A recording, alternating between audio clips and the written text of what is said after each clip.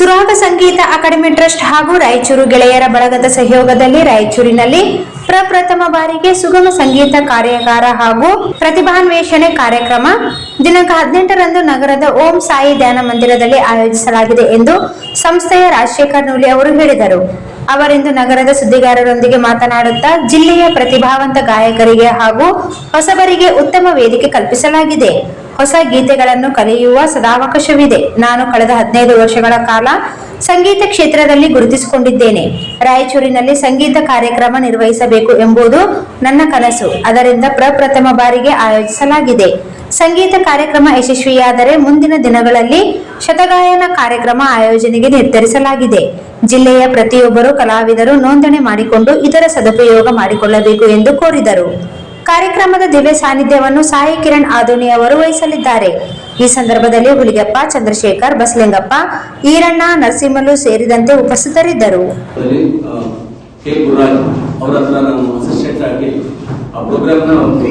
ಸಹಾಯಕನಾಗಿ ಕೆಲಸ ಮಾಡಿದೆ. ಅದೇ ತರ ಬರ್ತಾ ಬರ್ತಾ ಮುಂಚೆ ಆಲ್ಬಮ್ ಅನ್ನ ನಾನು ಮಾಡಿದೆ. ಆ ಮೊದಲ ಒಂದು ಆಲ್ಬಮ್ ನಲ್ಲಿ ನಾನು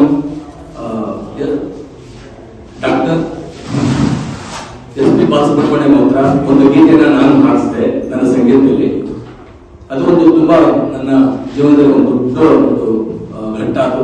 ಯಾಕಂದ್ರೆ ನಮ್ಮೆಲ್ಲರ ಒಂದು ಗಾಯಕ ಕ್ಷೇತ್ರದಲ್ಲಿ ಎಲ್ಲರಿಗೂ ಒಂದು ಮಾದರಿಗಳು, ನಮ್ಗೆ ಆರಾಧ್ಯತೆಗಳು, ಅವ್ರ ಹತ್ರ ಹಾಡ್ತಿರೋದು ತುಂಬಾ ಹೆಮ್ಮೆಯಿಂದ ನಾನು ಹೇಳ್ಕೊಳ್ತಾ ಇದ್ದೀನಿ.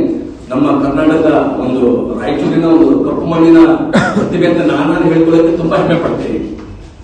ಅದೇ ತರ ನಾನು 5 ಆಲ್ಬಮ್ಗಳನ್ನ ಭಾವಸುರಾಗ, ಆಮೇಲೆ ಹೇ ದೇವಿ ಚೇತನವೇ, ಆಮೇಲೆ ಬಾರು ಹಾಡುಬಾ ಹೋಗಿದೆ, ಇದೇ ತರ ಒಂದು 5 ಆಲ್ಬಮ್ಗಳನ್ನ ನಾನು ಸಂಗೀತ ನಿರ್ದೇಶನವನ್ನು ಮಾಡಿದೆ. ಅದೇ ತರಹ ಜನಪ್ರಿಯ ವಾಹಿನಿ ಜಿ ಸರಿಗಮಪದಲ್ಲಿ ನಾನು ಗ್ರ್ಯಾಂಡ್ ಜೂರ್ ಆಗಿ ವರ್ಕ್ ಮಾಡ್ತಾ ಇದ್ದೀನಿ ಕೂಡ 7 years ಇಂದ ಕಂಟಿನ್ಯೂ ಆಗಿ. ಆದ್ರೆ ಇದೆಲ್ಲ ನಾನು ಪ್ರಯತ್ನ ಮಾಡಿ ಸಿನಿಮಾದಲ್ಲಿ ಆಕ್ಟ್ ಮಾಡಿದೆ, ಸಿನಿಮಾಗಳಲ್ಲಿ ಹಾಡಿದೆ, ಬಾಹುಬಲಿ ಕನ್ನಡ ವರ್ಷನ್ ಒಂದು ಗೀತೆನ ನಾನು ಹಾಡಿದೆ. ಇಷ್ಟೆಲ್ಲ ಮಾಡಿದ್ರು ಕೂಡ ಒಂದು ಮನಸ್ಸಲ್ಲಿ ಏನೋ ಒಂದು ನೋವು ಇತ್ತು. ಎಂತ ನೋವು ಅಂದ್ರೆ,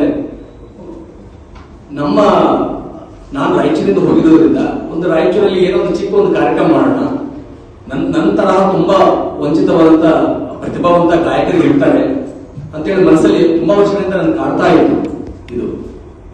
ಆಮೇಲೆ ಮನಸ್ಸಲ್ಲಿ ಯೋಚನೆ ಮಾಡಿದೆ, ಏನೋ ಒಂದು ಸಂಗೀತ ಒಂದು ಕಾರ್ಯಾಗಾರ ನಾನು ನೋಡಿದೆ. ನನ್ನ ಸ್ಥಳೀಯವಾಗಿ ಗಾಯಕರನ್ನೆಲ್ಲ ಅಬ್ಸರ್ವ್ ಮಾಡಿದೆ.